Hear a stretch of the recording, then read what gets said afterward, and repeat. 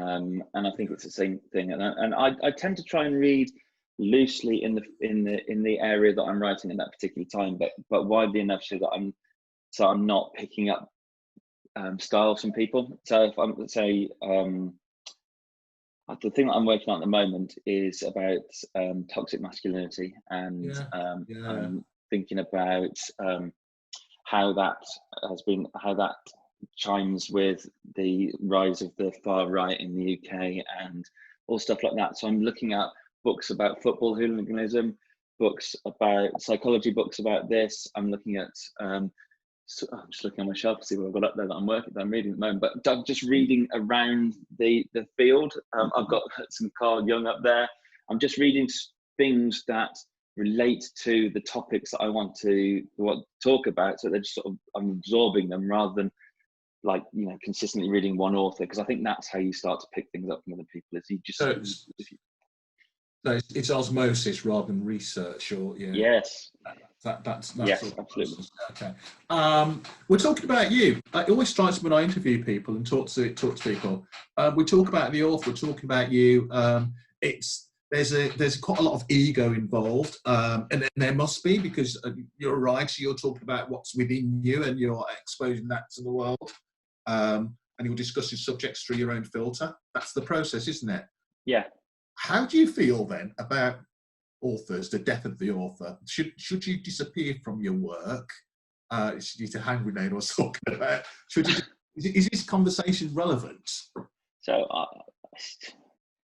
I think the death of the celebrity author is pretty much over, isn't it? Like apart from in this sort of like the young adult sphere where they're enormous. I think the death, like, was it Martin Amis got £1 million, didn't he, for Yellow Dog as an advance? And those days are long gone. And I think if it was up to me, people should live by what they say, not what they're doing as people outside the book. I think, I'd rather people read me and take on board what I'm saying through that, rather than my what is now quite a middle class quiet lifestyle.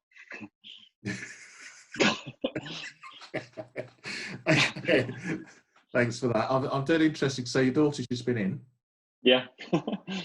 Your missus is out there somewhere? Yep, she's she was doing kettlebell exercise on the lawn. She's stopped now. Oh, God, yeah. Okay. So there's Jamie father, Jamie husband, Jamie advertising director, and there's Jamie creative, and there's Jamie Mullin writer. There's, to use my daughter's parlance, I'm Jamie bloke, and so she's my daughter's language. There's a lot of intersectionality going on there. How does that all arrive for you in your creative, in your life in general? I mean, how do you manage all of that? I know for sure that all this stuff crushes a lot of writers. Not. It's difficult. I think one of the reasons that the book was with the publisher it took so long. It took about 5 years from start to finish. Is because in that time period we had a daughter, and you, certainly for the first year you can't tell what's up and what's down. You don't sleep. You go completely insane. And you just have to accept that, you know. I go to a writers' retreat in an Arvon writers' retreat at least once a year. I'm going twice this year, and just hit it really hard for 4 days. You know, I wrote 40,000 words last time I was there. Wow. Okay. Yeah, I think in terms of influencing things, I think stylistically I've learned one hell of, because I'm fundamentally in career I'm an advertising copywriter, and what that teaches you to do is to look at what is a complex problem and narrow it down to the purest form of the solution and explain it in a simple way, and using as few words as possible. And that to me is the fundamental of what you've got to do in a novel as well. You have something you want to explore, you provide a solution to it, and then you have to go at it with laser focus. And just stylistically, I think a lot of what I do has come across from advertising copyright. I use a lot of short sentences. I'm not one for big fancy words. It's quite staccato and quite pacey. And that's a lesson that I've learned from advertising. A lot of writers used to work in advertising, didn't they? We were talking earlier about was it Dave Trott? Yeah. Yes. Should we watch him? Yeah. I think we had a clip to show. We did. So Dave Trott is a creative director, and he's a hero of mine. And this clip is basically, it's relating to advertising, but it's a lesson that I think is applicable to all the writers. So Dan, it's about the first 2 minutes. Okay. And if anybody else during this would like to ask a question, put it into the chat. What went wrong? So I think what went wrong is people got hypnotized by complexity. Pretty much what's going wrong with all creativity at the moment. People are hypnotized by complexity. In fact, everybody's so hypnotized by complexity, they've lost their ability to even think. I'll give you, for instance, what I mean. I read an article, a story in a New Zealand newspaper last year, November 2014. A couple had just bought the most modern car they could find, a Mazda keyless car. Keyless, it all worked on a card. You didn't have a key. This card did everything. It let you in the car. As soon as you got in, it adjusted the temperature, the air conditioning. It worked the GPS. It was all the self-parking, the rain sensors. Most modern car you could possibly get, things you couldn't even think of, all worked off this card. So the man and his wife get in the car, November the 5th, they get in the car, and he goes to start it, and he says, oh, I left the card in the kitchen. And the wife says, well, how are you going to get it? You can't get out of the car, you haven't got the card. And he says, Christ, you're right. He says, so he starts pressing buttons, nothing works. He starts beeping the horn to attract someone's attention. But because it's November the 5th, Guy Fawkes night, all the fireworks are going off, nobody pays any attention. They all think it's part of the celebration.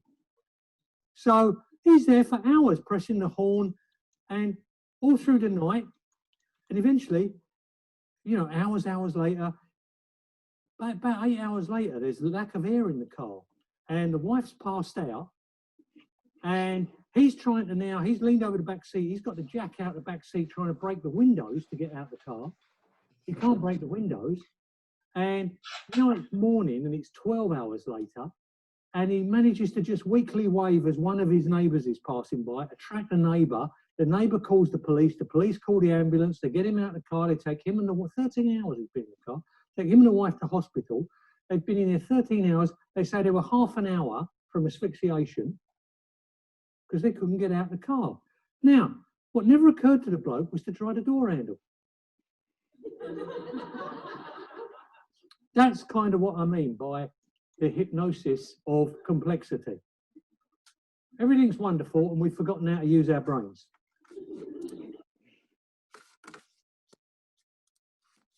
Cheers, Dan.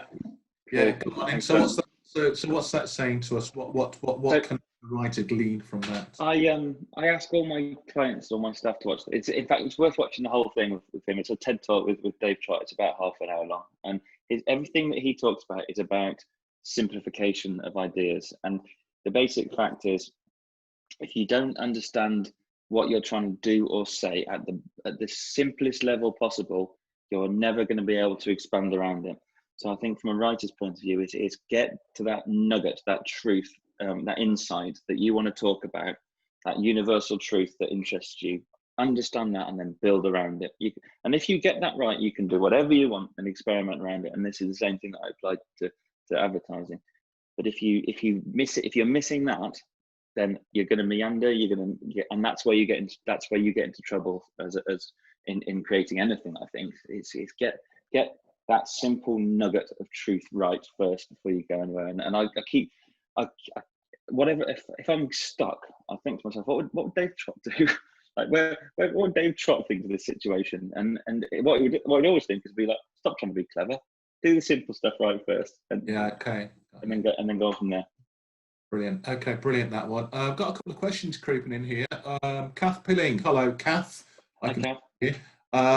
The first one I think Jamie's just answered, which was, have you found your work as a writer has been influenced by your advertising copywriting career? clearly that's true. The second question, you've spoken a lot about structure and plot, which is super interesting. Can you speak a little bit, Jamie, about how you work on your characters?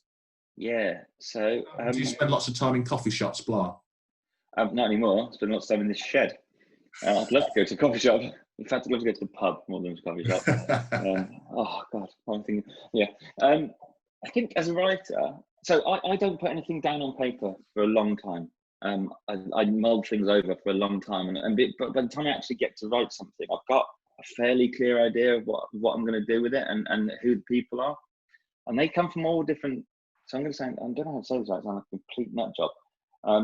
But you all characters are sort of made from this conglomeration of people that you know and people that you meet and situations that happen and so on, and they end up existing for me as fairly real people in my head for some time before I actually commit anything to write anything down, and I know what they look like and I know how they talk and all of that, and they talk to each other quite a lot. And I think before I try and write anything down at all, I want to know what their arc is and what I want them to go through in the process of the novel.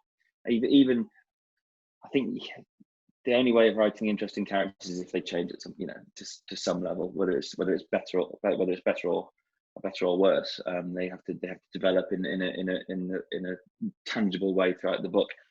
And I'm going to sound weird again. I visualize character arcs quite I see them as shapes. Like I can see the arc of the book, and I understand what it's going to look like in a sort of quite a visual way. And I like to imagine the characters. I get to know them. I get to know what they look like, and then I can see this arc that they have to go through from start to finish and how they change, and then apply scenes to those throughout the book to those characters to ensure that they complete that arc, if that makes sense.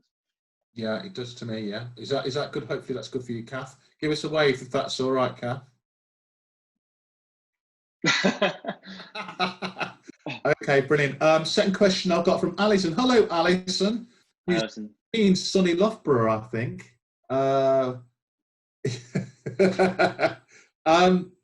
Question is, what was wrong with the first couple of books you wrote? Ooh. Was it anything to do with finding a nugget of truth? Yeah, I think it was. So the one that we and Henderson talking about, Blood and Lines, it was too long to start with, and yeah, I think there wasn't that nugget of truth. I think there's some really nice scenes in it. I remember there's a couple of scenes that stuck with me quite vividly that were quite good. I think there was a couple of good characters in there, but the I didn't really know what I was trying to say with it. I think that's actually probably true. I've never thought of it like that. The first one was just shite. Oh, my mum's on the call. Sorry, mum. It was just rubbish. I think my cousin's on here as well, although she's heard me swear more than my mum has. Yeah, it's just really bad. Like structurally rubbish. The characters are unbelievable. It doesn't do anything. It was just.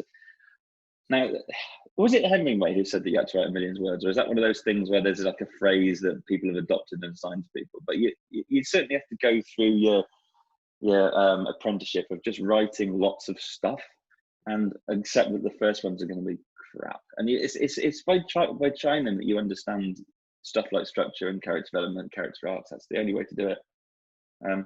Also, he says self-belief. How did you keep going despite this first book? Just because, like Henderson was talking about ego. Just got a monstrous creative ego. No, actually, that's not true. I think the light bulb moment for me was understanding that the rejections that I got were no reflection on what I was doing. It was that the person. So imagine your agents make money by your book being sold. So the publishers sell the book. They print the publishers take the risk. They print it and they distribute it and all of that. And out of the £10 that a book's worth, they take the majority of it, which is the cost, and then there's a bit of it that goes to you and your agent. And your agent takes, say that's the bit that's left for you and your agent. The agent takes a little bit of it, and we're talking little incremental figures. So why would anybody take a risk on you if they didn't 100% believe what they were given, could be sold to a publisher and then sold to the public. And that doesn't mean to say that it's not going to sell. It means that that agent doesn't think they can sell it. And that's the only reason anyone rejects you, because they don't think that they can sell it to a publisher. And so I had this sort of realization that they weren't telling me I was rubbish or that I was wasting my time. They were telling me that they didn't think they could sell it. And once I had that realization, it became a process rather than a like a crying to myself in my shed because no one liked my writing, and it became a business rather than a creative endeavor at that point. Does it help then who reads your work for you? I mean, who are your readers? I mean, I don't mean your readers in the ultimate end consumer sense, but in the I've just written this is any good kind of sense, love. I still write it for me. I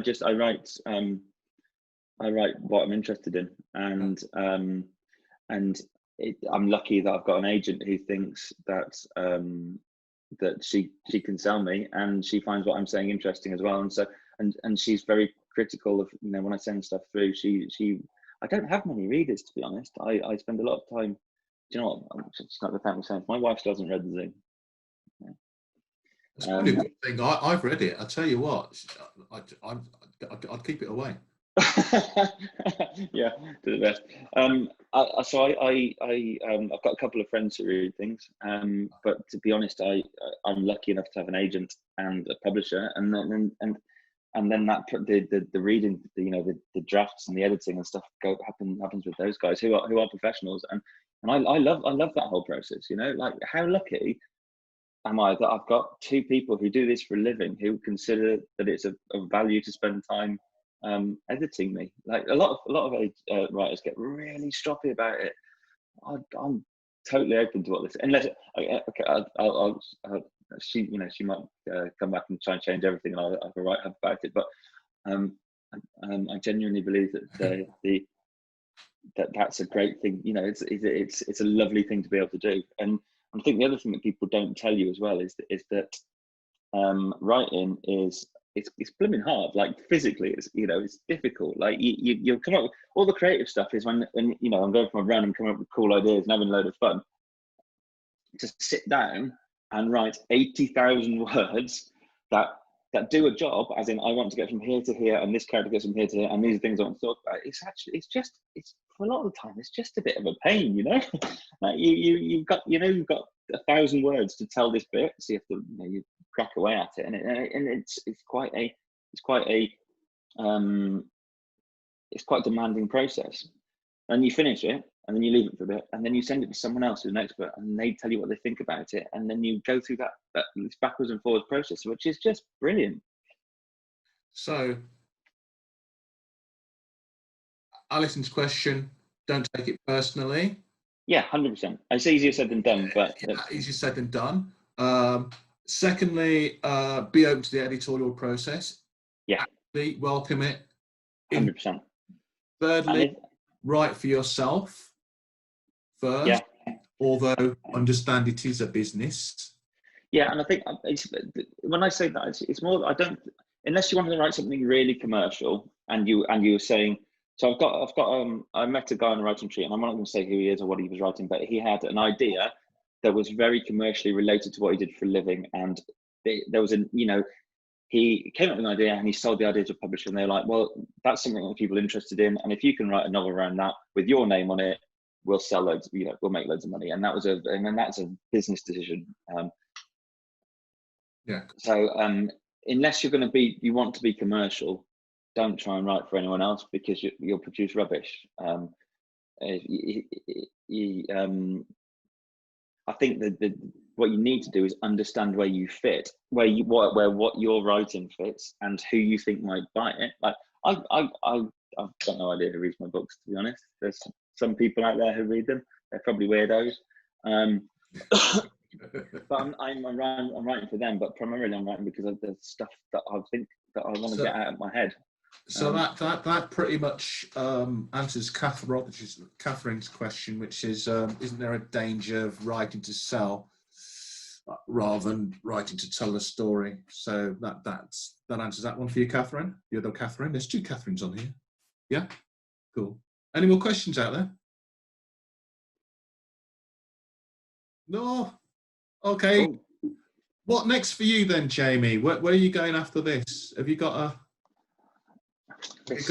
Have you got a sort of a yeah, absolutely. But have you got a sort of big picture? I mean, is it I want to win the Booker, or is it I want to just get wealthy and retire from work kind of thing, or doing this till I don't want to do it anymore? I'm gonna Big picture things. I'll let you into a terrible secret. If you want to get rich from writing, don't do it. You just won't. Unless you're J.K. Rowling, you just won't. So I can't say that though, can I? No. Well, I can actually. I do quite frequently. Yeah. Yeah. So to me, because I've got my other career is quite high-powered, like serious, careery. I to me, my writing is pure. I know that sounds naff, but it's not tainted by having to do the right thing by career. You know, I'm not doing it to live by. So that's great. So I can just do what interests me artistically, and it may be a point one day, if I'm lucky, I can do it full time. And I'd love that. Sit out here in my shed and write away. But I'm not. For me, the career part of it was getting published, and getting. I'm now in that world. When you're outside of the world, it feels like you're never going to get into it, and there's all these barriers stopping you doing it, and it's something you've got to batter your head against, and it does feel like that. But if you follow what I said, there is a chance, you know, that you will get through it, and when you're in, then people who are good and experts let me write what I'm interested in, and that's to me that's enough of an honour, really. I don't feel that I need to set myself targets about what I'm going to produce and when and what I'm going to achieve from it. I'm just gonna try to do the best thing by then. Cool. Question before we wrap up for lunch. Was there a time you knew that novels? This is from Ben.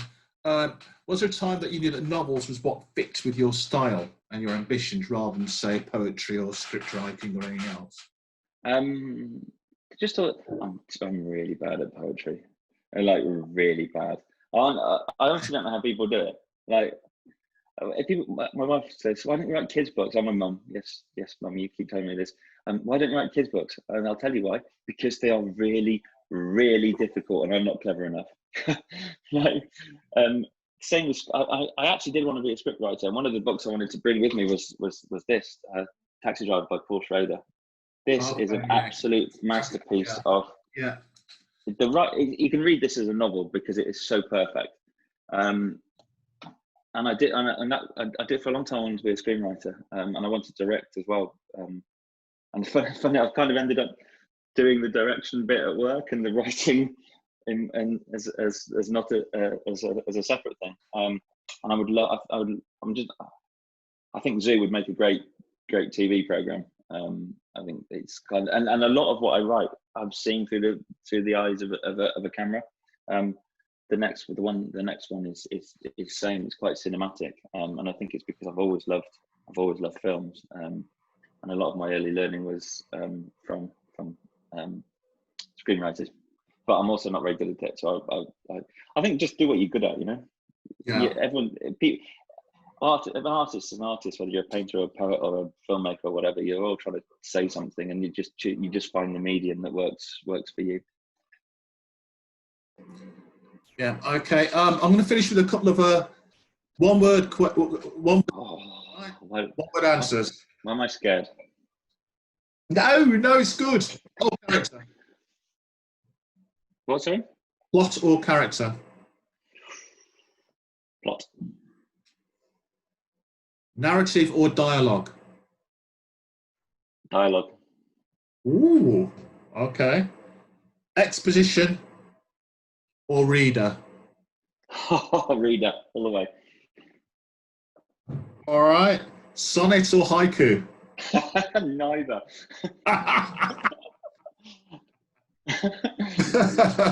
Hardback or softback? Hardback.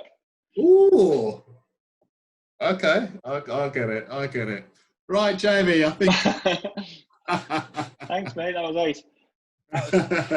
That's been lovely. Nice talking to you, mate. I hope that's good for everybody. Jan. When it's over, let's have a curry. Yeah, definitely. Curry for sure. That was really good, guys, and I just love the fact that you've got a relationship. And just to let you know, Jamie, I've been one of the weirdos who read your book, and Oh, good. Yeah. so, You're not my target market though. You're far too strange. I do like the idea. Even when we made the trailer, I do like the visual ideas and how it is cinematic. But yeah, that'd be a fun project at some point. But no, thank you so much for that, Henderson. You know, you grilled him in places, which is what's needed. And Jamie, thanks for opening up and sharing, you know, kind of sort of the insight of what you've been through, and really useful. So thanks, guys, and everyone stay safe, stay happy, enjoy your shed. Take care. Thank you. See you later. Watch yourself. Bye-bye. Bye.